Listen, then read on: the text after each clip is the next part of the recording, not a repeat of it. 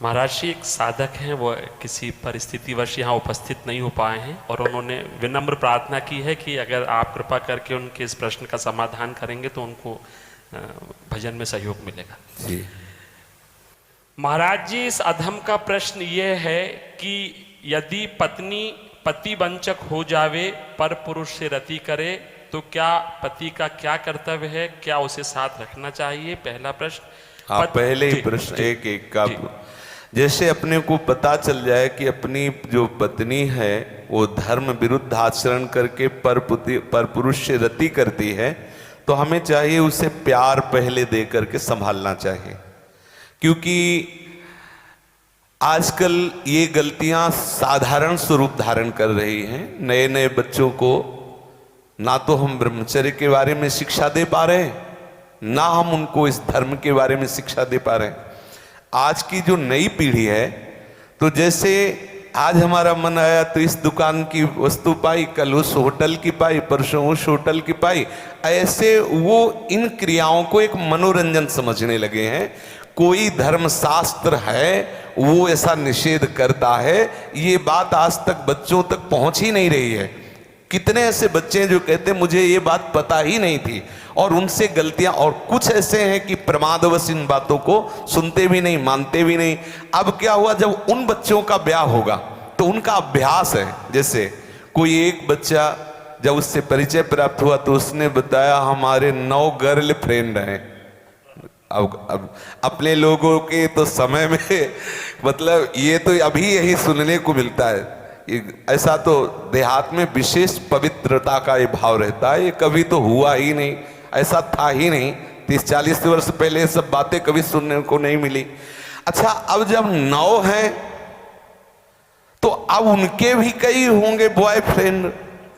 अब उनके संबंध कैसे हैं, अब ये तो हम नहीं जानते ना।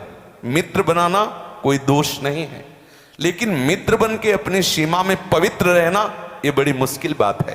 क्योंकि बड़े बड़े साधक जो जितेंद्रियता के मार्ग पर चलते हैं उनसे भी चूक होने की संभावना रहती। फिर जहां ये प्रश्न ही नहीं है जितेंद्रियता का, जहां साधन का प्रश्न ही नहीं है, वहां पवित्र रहा जा सके, मुझे तो लगता है असंभव, मुझे लगता है असंभव। अब यदि उनकी आदतें वहां खराब हो चुकी हैं तो ब्याह होने के बाद उस आदत को एकदम रोक पाना बहुत ही कठिन है। उसके मन में आएगा, चाहे जितना सुंदर उसका पति हो, लेकिन वो स्वभाव है, उसने कभी मर्यादा का पालन नहीं किया, तो उससे ये गलती हो जाना स्वाभाविक है, क्योंकि नींव खराब हो चुकी है। अब क्या करे, पहला कार्य पति का है कि उसे प्यार करके, लेकिन ये वही सुधार सकता है जो स्वयं में सुधरा हो।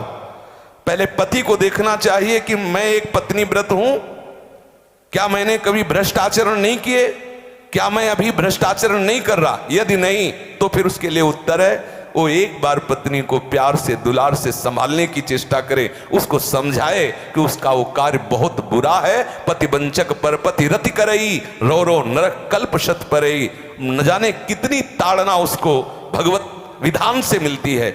यदि आपको पति थोड़ा कुरूप मिल गया है, थोड़ा योग्य नहीं है, और आप ऐसा दुराचार इस भाव से, तो वो बहुत दंड का कारण बनेगा, वो बहुत हानि का स्वरूप है। अब हमें उसके सुधार के लिए उसे प्यार देने की आवश्यकता है, उसे समझाने की आवश्यकता है, उसकी आवश्यकता को हम महत्व दें। उसे प्यार के द्वारा, ऐसा नहीं है जो अंग खराब हो जाता है हम औषधियों के द्वारा उसे पुनः ठीक करते हैं।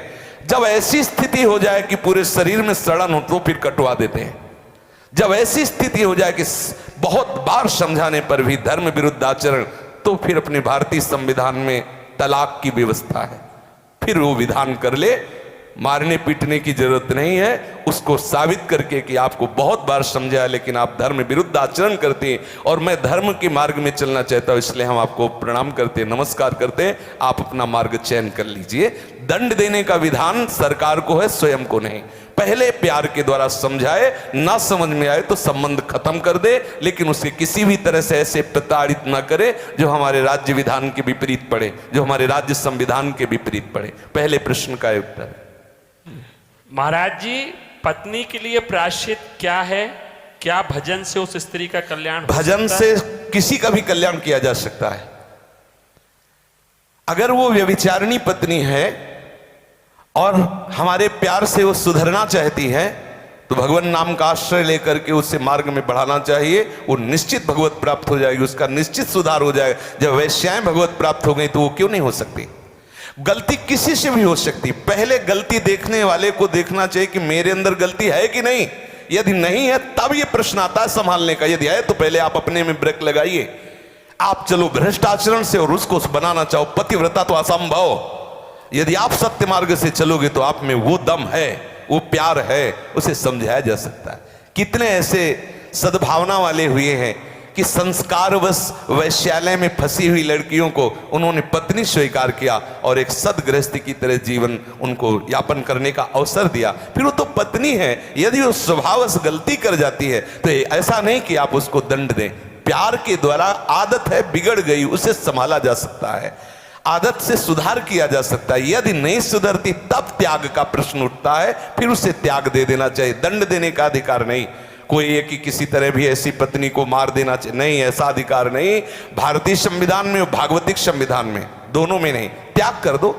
आपका संबंध नहीं बनता तो नमस्कार, आप अपने मार्ग को देखिए। हमारा आपका पाणी ग्रहण संस्कार हुआ था धर्म पूर्वक चलने के लिए। यदि आप धर्म पूर्वक नहीं चलती, आप स्वीकार करो कि आपको बहुत बार समझाने पर भी फर्क नहीं पड़ा, इसलिए आप अपना मार्ग चयन कर लीजिए। ऐसा चलना चाहिए। और उद्धार तो अपिचेत दुराचारो भजते मां मनन्य भाग।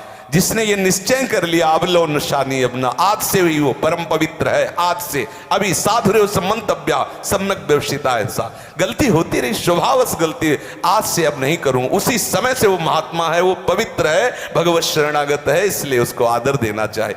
कल ये पापी था, ऐसी बात ध्यान करके हम उसका कभी अनादर न करें। कल भूल से उससे गलती हो गई, आज उसने निश्चय कर लिया अब नहीं करूंगा, उसे भरपूर प्यार। मुझे तो लगता है प्यार से पशु को अधीन किया जा सकता है तो स्त्री को क्यों नहीं अधीन किया जा सकता? मुझे तो लगता है यदि हम उसकी एक एक वृत्ति को अपने प्यार में पगा दें तो संभाला जा सकता है। प्यार एक बहुत बड़ी सामर्थ्य है, प्यार में बहुत बड़ी सामर्थ्य है। कोई कितना भी गंदे स्वभाव का पुरुष हो या स्त्री हो, यदि वो परस्पर एक दूसरे को प्यार देने लगे तो सबको प्यार की भूख है, सबको प्रेम चाहिए, सबको चाहिए अपनापन।